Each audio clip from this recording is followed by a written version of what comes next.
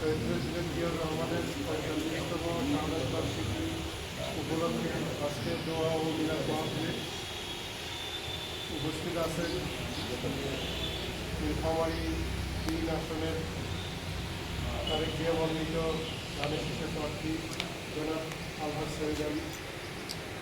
উপস্থিত আছেন বিএনপির সাবেক উপজেলা কমিটির সাবেক সাধারণ সম্পাদক, বর্তমান নীলফামারী জেলা বিএনপির আহ্বায়ক কমিটির সম্মানিত সদস্য জনাব মইনুল ইসলাম।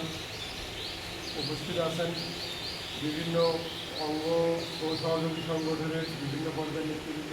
উপস্থিত আছেন বিভিন্ন ইউনিয়ন, পৌরসভার বিভিন্ন ওয়ার্ডের বিভিন্ন পর্যায়ের নেতৃবৃন্দ। সবাইকে আমি আমার পক্ষ থেকে সালাম জানাচ্ছি, আসসালামু আলাইকুম। আসলে আজকে বক্তৃতা করার সময় নাই এবং সময়ও নয়।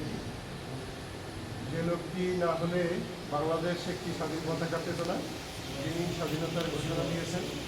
উত্তর জনপদেরই বিখ্যাত একটি জেলা, বগুড়া জেলার গাবতলীতে যার জন্ম। আমরা বিস্তারিত কথা হয়েছে সে সম্পর্কে।